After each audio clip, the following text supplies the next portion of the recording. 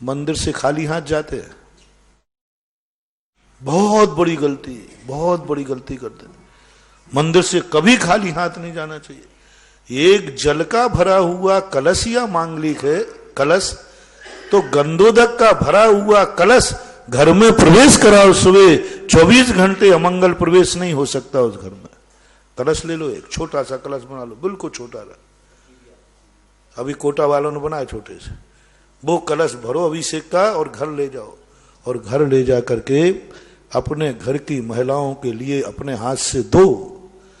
और देखो 1000 मुनिराज तुम्हारे बेटे को आशीर्वाद दें तो जरूरी नहीं कि वो मांगलिक होगा।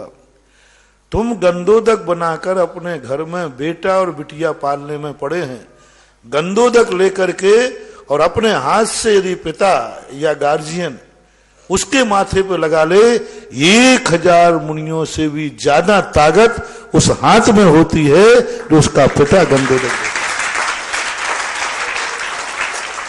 और 8 वर्ष तक जो पिता अपने बेटा बिटिए को अपने हाथ से गंधोदक बना के घर में जाकर के दे देवे, मेरी गारंटी है वो बेटा बिटिया तुम्हारा कुल कलंक कभी नहीं लगाएगी, कभी नहीं लगाएगा, कुल को उज्जवल ही करेगा। इतनी ताकत है। अब बोलो कितनी बड़ी शक्ति तुम खो रहे हो।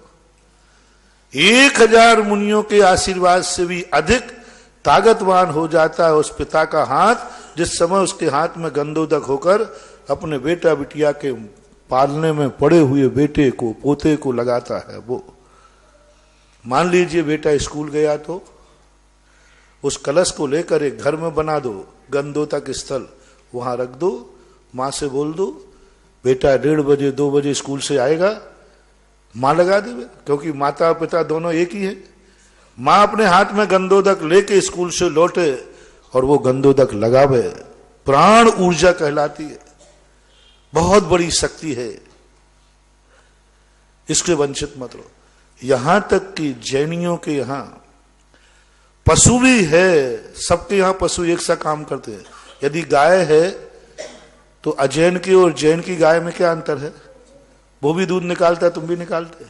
जैन की गाय की विशेषता होना चाहिए कि जैन की गाय के भी दूध निकालता है, लेकिन प्रतिदिन सेठ अपनी गाय को गंधोदक लाके देता है, उस गंधोदक छिड़क दो उसके ऊपर। यदि वो गाय मर के देव बन गई, जन्म जन्म तक तुम्हारी पद्मावती बन के रक्षा करेगी कि मैं पशु पर्याय में थी, पशु पर्याय में मैं कभी गंधोदक प्राप्त नहीं कर सकती थी। पशु कब करेगा गंधोदक?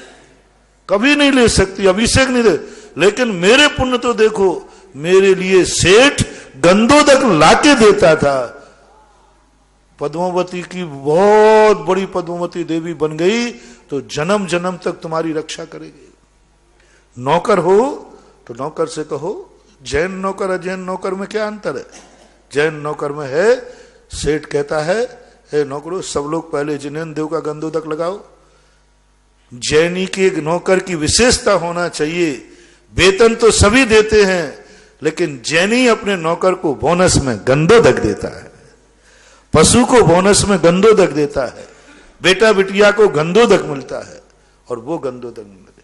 और कह दूं यदि हो सके, आहा बहुत हो सके, ऐसा आनंद आता है, कहते ही आनंद आता है, तुम करने लग जाओ तो मुझे कितना आनंद आ जाएगा। घर में कोई भी मेहमान आवे उसका स्वागत गंधोदक से करो। चाय पानी से तो करते ही हो, मैं उसकी मना नहीं कर रहा हूं। कोई भी आ जाए, गंधोदक की कलशिया रखी, लीजिए साहब, वो नहीं ले पाए अपने हाथ से। मेरे यहां कोई भी व्यक्ति आता है, मैं उसका स्वागत गंधोदक से करता हूं, क्योंकि ये घर जिनेन्द्र देव के भक्त का है। जैनी के घर की पहचान होना चाहिए कि जैनी के घर में स्वागत गंधोदक से होता है। और मैंने जबलपुर में जो उपदेश दिया था तो कि बारात भी आवे, आप स्प्रे करते हो गुलाब जल का कुछ भी, बारात भी आवे तो बारात का स्वागत गंधोदक से करो।